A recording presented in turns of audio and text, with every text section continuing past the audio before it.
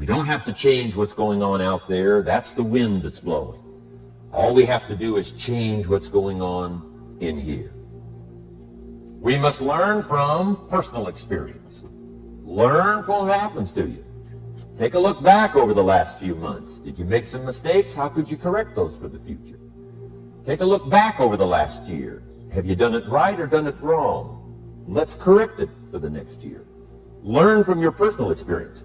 Mr. Shoaf asked me when I first met him, he said, Mr. Rohn, how are you doing? You've been out there now 6 years. And I said, I'm not doing very well. He said, I suggest you not do that anymore. What a simple, swift analysis to my situation. He said, if you keep doing it, the next 6 years will be like the last 6. You don't want that to happen. Let's make the changes. So learn from your personal experience. So the man who shared with me ideas that changed my life, when I met him, I was 25 years old. And when I first got acquainted with him, I used a lot of excuses as to why I wasn't doing well.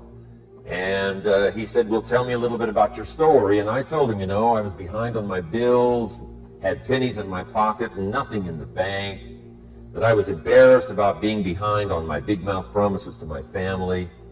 And then he gave me one little simple phrase that really forever changed my life. And here's what he said. Mr. Rohn, if you want the future to change for you, you've got to change. And he said, if you don't change, the next 6 years of your life is going to be just like the last 6. You'll still be behind on your bills. You'll still be behind on your promises. But then he gave it to me in the form of a promise. When I was 25 years old, I've remembered it all these years, and I've shared this promise now with probably over 3 million people in the last 30 plus years. And it's going to be valid for you, so listen carefully to this promise. My teacher said to me, young man, if you will change, everything will change for you. If you will get better, everything will get better for you. What a clear message that was for me. He said, if you'll change your philosophy, if you'll change your habits, if you'll refine your thinking, if you'll change and accept some new disciplines, if you'll turn the corner where you've been in the past, go for a new life for the future, he said all kinds of remarkable things will happen for you if you will change. Before I met Mr. Shoaf, I used to cross my fingers and say, I sure hope things will change. I was hoping the government would change and the tax structure would change and that my boss would change and pay me more money. I was hoping that, you know, economics would change and prices would come down. And I was hoping that circumstances would get better. And then I discovered from my teacher that those things are going to continue the same. In fact, all of those things that happen to us is kind of like the wind that blows. And the wind blows on us all. In fact, in America, especially, the last 6,500 years of recorded history, we've got probably the most favorable wind that's ever blown. Economics and circumstances, living in a free country, democracy and freedom, an excellent economy. Sure, we struggle at times, but compared to the rest of the world in the last 6,500 years, we've got the best wind ever. But if you just let the wind blow, I'm telling you, it won't take you where you want to go. All of us must use this wind to take us to the dreams we've got, to the equities we want, to the money we want, to the income we want, and to all the things we want our life to have. This is where we want to go, and we've got a good wind, but we must not leave our future just to the wind, just to the economy, just to the structure of the way things are happening today. Here's what we must learn to do, and that is set a good sail. And if you'll learn to set a good sail, and that's what my teacher taught me in those early days. He said, Mr. Rohn, the wind is going to blow however it's going to blow. Politics are going to be politics. And the economy is going to be the economy. And however it turns out, that's the way it's going to be. What you must learn to do is not to wish for a better wind. That's naive. The key is to wish for the wisdom and the skills and the learning so that you can set a better sail. And so that's what I did at age 25. I went to work not on the economy. I went to work not on the community. I didn't go to work to try to change the government. I didn't go to work to try to change my boss or the company. I didn't go to work to try to change circumstances. I went to work to try to change myself. And I picked up that promise. My teacher shared with me that if I would change, my income would change. If I would change, my bank account would change. If I would change, my future would change. And sure enough, his promise came true for me. The first 6 years of my economic life, I wound up broke. Those pennies in my pocket, nothing in the bank, behind on my promises. The second 6 years of my economic life, I wound up rich. But interestingly enough, the second 6 years of my economic life, the government was about the same and the economy was about the same. You know, the companies were about the same. What they paid was the same. Circumstances around me were the same. You know, my negative relatives were the same.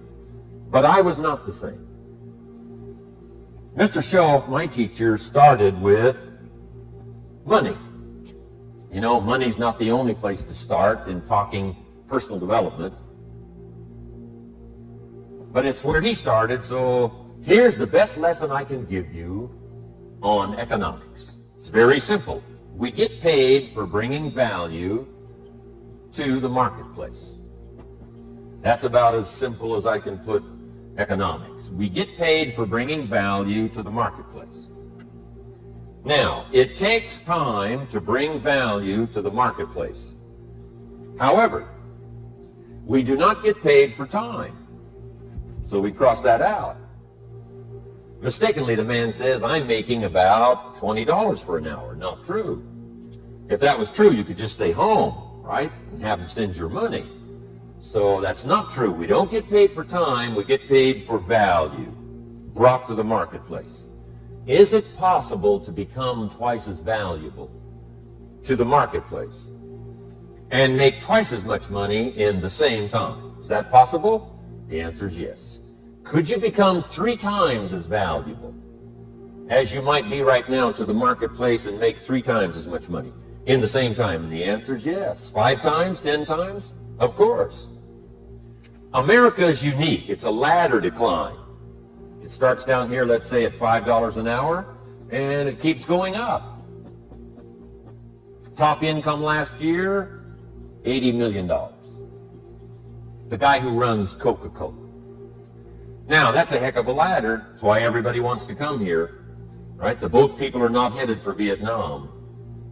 People haven't plotted and schemed for 50 years saying if I could just get to Poland, everything would be okay. Not true. Everybody wants to come to America. And the reason is because we've got the best wind ever blowing in our favor. We've got the best economic opportunity anybody's had in 6,500 years. And all you have to do is understand it and take advantage of it. Now, there's some key questions to ask here. Why would the marketplace pay someone only $5 an hour? Very simple answer. They're not very valuable to the marketplace. Now, we must underline to the marketplace. This person might be a very valuable brother. Yes. Member of the family, valuable. Yes. Valuable member of the church, of course. Valuable citizen of the country? Yes. Valuable in the sight of God? No doubt. We're all of equal value in the sight of God. But if you're not very valuable to the marketplace, you don't get much money. You say, well, it shouldn't be that way. Well, then you got to start your own country. You know, this one's been in process for 200 years, and this is the best we've been able to come up with so far. But here's the key. You don't have to stay here. Now, as you begin to climb this ladder, why would the marketplace pay some people $50 an hour? Answer, evidently, they must be more valuable to the marketplace. 10 times more valuable. And is that possible for someone to be 10 times more valuable and earn $50 an hour instead of 5? And the answer is yes. That's what America is all about. Now, why would the marketplace pay some people $500 an hour? Evidently, this person must be much more valuable to the marketplace. That's what's important to understand, to the marketplace. And would the marketplace pay one person $80 million for 1 year's work?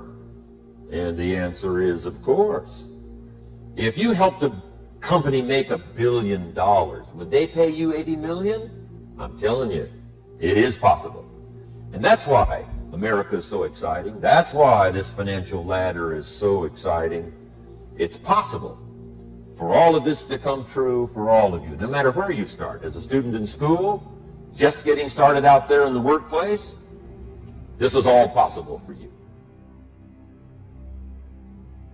The greatest discovery of my generation is that human beings can alter their lives by altering their attitudes of mind. And isn't it wonderful that we have this measure of control?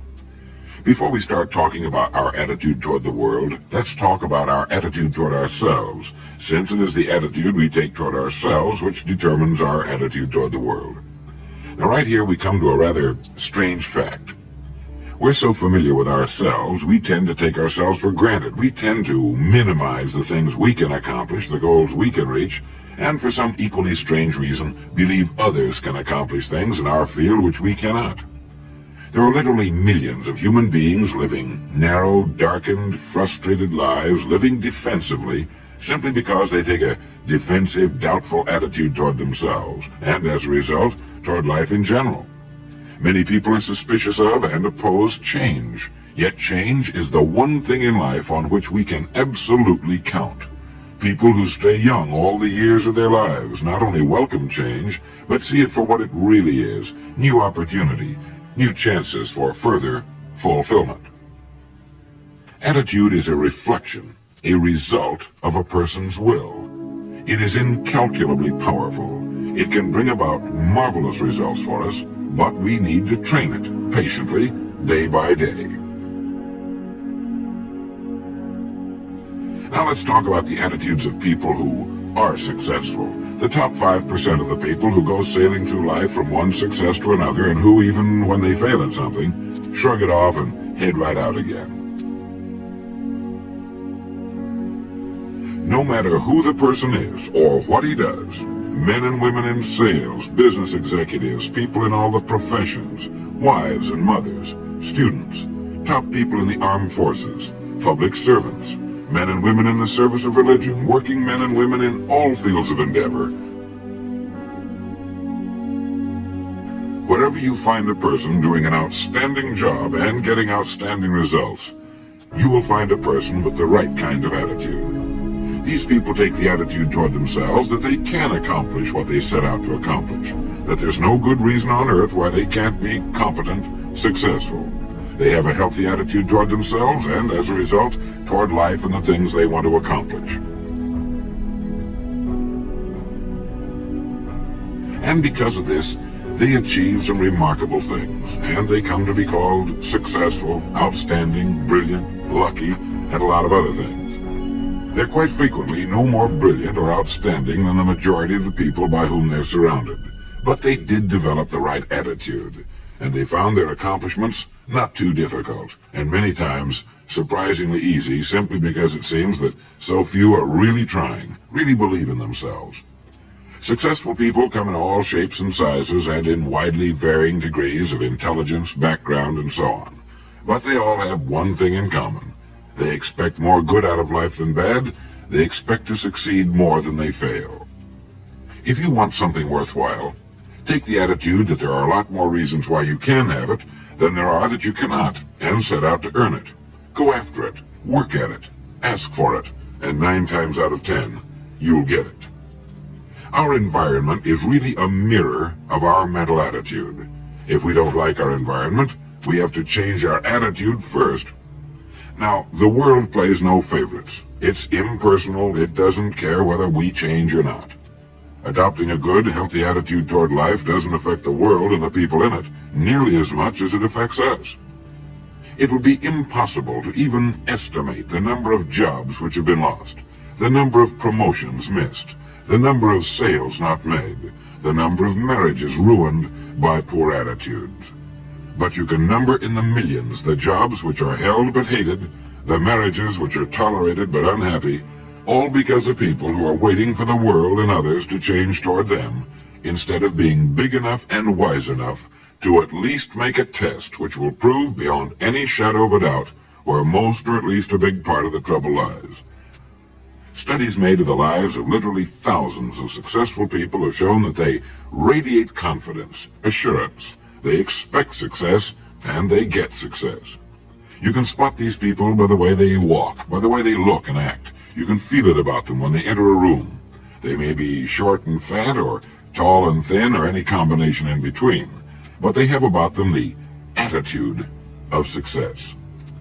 In the record Greener Pastures, I'll get into this next statement, but right now I want you to realize, if you don't already, that in 5 years or less, you can get right to the top of the work you're now doing. I know this, but the important question here is, do you know this? The minute you do know it, you'll have this right attitude I'm talking about. The easiest and most effective means of forming a good attitude habit is to begin to act as though you have a good, positive, expectant attitude toward life. That's right. Begin right now to walk, act, and look as though you belong to this group. If you're already in the top 5%, you'll know what I mean. If you've never tried it, you'll be amazed at what happens.